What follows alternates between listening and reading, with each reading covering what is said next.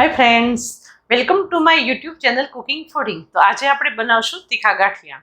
જો આપણે ગુજરાતીના સ્પેશિયલ તીખા ગાંઠિયા ઘરે બનાવે છે અને બજાર કરતાં ઘરે એકદમ સસ્તા અને સારા પડે છે અને સહેલા પડે છે અને એકદમ ચોખ્ખા. આપણા ઘરે ચોખ્ખું તેલ હોય છે, મસાલા ચોખ્ખા હોય છે અને આપણે પણ આપણા હાથ પણ ચોખ્ખા હોય છે ને, એના માટે આપણે ઘરે બનાવશું એટલે છોકરાઓને પણ મજા આવે અને તમે લંચ બોક્સમાં પણ બાળકોને આપી શકો છો અને દિવાળીમાં બનાવી શકો છો અને કોઈ ગેસ્ટ આવે તો પણ તમે નાસ્તામાં બનાવી શકો છો. તો આવી રીતે બનાવવાનું તમે પણ ઘરે બનાવવાનું ટ્રાય કરજો. તો ચાલો બનાવવાનું સ્ટાર્ટ કરીએ. તો ફ્રેન્ડ્સ, આ ચણાનો લોટ છે એ 500 ગ્રામ ચણાનો લોટ લીધો છે. આપણે તીખા ગાંઠિયા બનાવવાના છે તો એના માટે આપણે એક પાણીમાં દૂધિયું બનાવશું. તો આ 500 ગ્રામ લોટ ચાળી લીધો છે મેં. ગમે એ લોટ ચાળીને જ લેવાનો. આપણે એક બાઉલ લેવાનું છે, એમાં 1 ગ્લાસ પાણી એડ કરવાનું છે.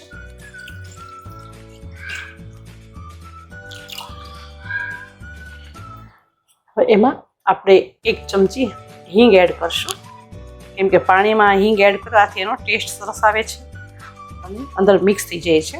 તો હિંગ એડ કરશું અને 2 ચમચી મીઠું એડ કરવાનું છે. હવે આપણે આમાં 1 સોડા એડ કરવાના છે. તમારી પાસે સાજીના ફૂલ હોય એ પણ એડ કરી શકો છો. મારી પાસે ગાંઠિયાના સોડા છે. 1 પિંચ જેટલા તમે સોડા એડ કરવાના અને જેથી આપણે એકદમ સરસ ગાંઠિયા એકદમ સોફ્ટ થાય અને ફૂલે.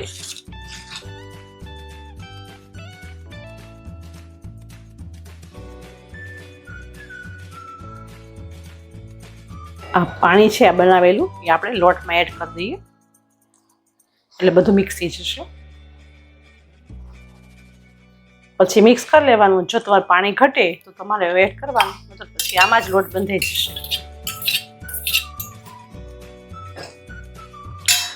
મરચું એડ કરવાનું છે. આપણે 2 ચમચી મરચું એડ કરશું, કેમ કે તીખા ગાંઠિયા કરવાના છે ને એટલે મરચું તો વધારે જોશે, એટલે 2 ચમચી આપણે મરચું એડ કરશું.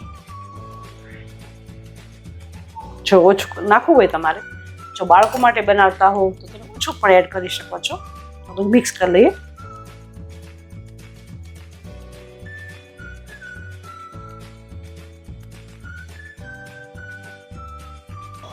તો ફ્રેન્ડ્સ, આપણે 1 ગ્લાસ પાણી એડ કર્યું હતું મસાલો એડ કરીને.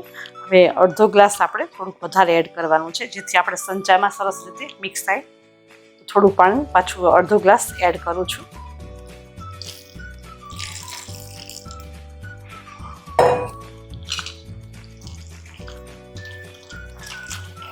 આમાં ફ્રેન્ડ્સ ઘણા અજમા નાખતા હોય છે, તીખા એડ કરતા હોય છે, પણ અમારા ઘરે અજમા નથી ગમતા એટલે હું નથી એડ કરતી. જો તમારા ઘરે અજમા ગમતા હોય, બધાને ભાવતા હોય તો તમે અજમા એડ કરી શકો છો. તીખાનો ભૂકો એડ કરી શકો છો.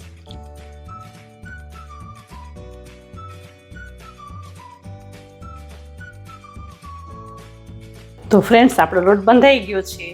તમે આમાં લીંબુ પણ એડ કરી શકો છો. ઘણાને ખાટા ભાવતા હોય તીખા ગાંઠિયા, તમે આમાં 1 લીંબુ નીચવી નાખો તો પણ સરસ ટેસ્ટ આવશે અને કડક પણ થશે. અને હું લીંબુ નથી નીચવતી, તમે એડ કરી શકો છો. તો લોટ બંધાઈ ગયો છે તો ઢાંકીને આપણે 10-15 મિનિટ રાખી દઈએ. તો આપણો લોટ એકદમ સરસ સેટ થઈ ગયો છે, એકદમ કૂણ પણ આવી ગઈ છે. તો ગરમ તેલ મૂકી દીધું છે મેં અને 1 ચમચી ગરમ તેલ એડ કરવાનું છે, જેથી એકદમ સરસ આપણા ગાંઠિયા બને. હલાવી લેશું.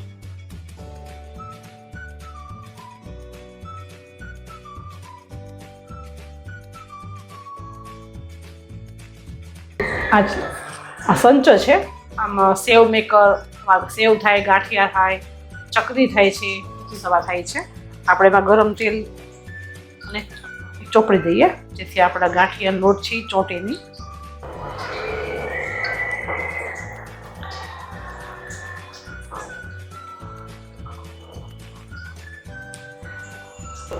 અને આ ગાંઠિયાની જાળી છે એને પણ આપણે થોડું તેલ લગાવી દઈએ બંને સાઈડ. અહીંયા પણ લગાડી દઈએ જેથી લોટ ચોટે નહીં અને ઇઝીલી આ ગાંઠિયા પડે.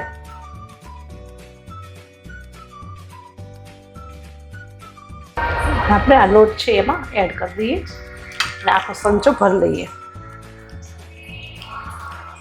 જો તમારી પાસે ઝારો હોય તો ઝારાથી પણ તમે પાડી શકો છો. તો આવી રીતે આપણે આખો સંચો ભરી લઈએ. ફ્રેન્ડ્સ, અહીંયા અમારા સાતમ આઠમ છે, નવરાત્રિ છે, એટલે અહીંયા મ્યુઝિકનો અવાજ આવતો હશે કેમ કે અમારે ટેસ્ટિંગ ચાલે છે ડીજેનું, એ માટે અવાજ આવશે થોડો, સોરી. તો આપણે આવી રીતે ભરી લેવાનો છે સંચો.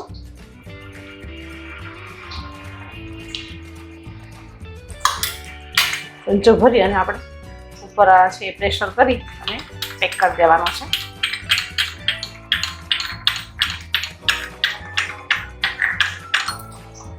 ઇઝીલી બંધ થઈ જાય છે. આવી રીતે પેક આટા છે એ પેક કરી દેવાના. તો તેલ પણ મેં મૂકી દીધું હતું. તો આવી રીતે આપણે ગાંઠિયા પાડી લેવાના છે. આવી રીતે પાડી અને પછી છે ને પાછો આટો ફેરવી લેવાનો, એટલે ગાંઠિયા કપાઈ જશે અને બીજી વાર પડશે નહીં. તો થોડી વાર રહેવા દેવાના, પછી જ પલટાવાના આપણે, કાચા ન રહે અને ભાંગીનો જે ગાંઠિયા. તો ફ્રેન્ડ્સ, તમે જોઈ શકો છો એકદમ સરસ આપણા ગાંઠિયા પણ તળાઈ ગયા છે.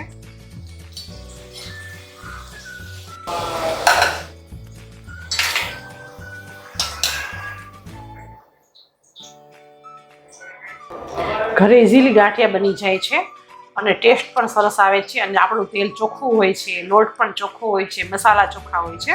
તો રેડી છે આપણા તીખા ગાંઠિયા, એકદમ ટેસ્ટફુલ. તમે પણ બનાવજો દિવાળી પર, સાતમ આઠમનું. અને મને કોમેન્ટમાં કહેજો કે તમારા ગાંઠિયા કેવા બન્યા. એકદમ સરસ સોફ્ટ અને ક્રન્ચી બન્યા છે, તમે જોઈ શકો છો. તો ફ્રેન્ડ્સ, તમે તીખા ગાંઠિયા જોયા, તો આ રીતે બનાવશો તમારા તીખા ગાંઠિયા એકદમ સરસ બનશે. જો મેં દૂધિયું બનાવ્યું, પાણીમાં એડ કર્યું, એ છે ને ફરસાણવાળા લોકો છે ને, એ લોકો આ ટ્રીકથી બનાવે છે, એટલે એકદમ સરસ સોફ્ટ બને છે અને એકદમ સરસ ક્રન્ચી બને છે. આપણે એમ થાય કે બજારમાં કેમ આવા ગાંઠિયા બનતા છે, ઘરે કેમ નથી બનતા, પણ આવી રીતે તમે પાણીમાં બધું એડ કરશો, હિંગ છે, મીઠું છે, તેલ છે, પછી જરીક સાજીના ફૂલ છે, એડ કરશો અને એકદમ મિક્સ કરી નાખશો ને, એટલે એકદમ મિક્સ થઈ જશે. હિંગ પણ એમાં મિક્સ થઈ જશે. ઓલું તમે લોટમાં કોરું કોરું નાખશો તો તમે મિક્સી થાય. એટલે આ રીતે તમે ટ્રિક્સ કરશો તો તમારા ગાંઠિયા એકદમ સરસ બાર જેવા થશે. તો આવી રીતે તમે બનાવો અને ગાંઠિયા કેવા બન્યા છે તમારા ઘરે એ પણ મને કોમેન્ટમાં કહેજો. તો આવી રીતે મારો વિડીયો જો અને સબસ્ક્રાઈબ કરો અને લાઈક કરો. Thank you.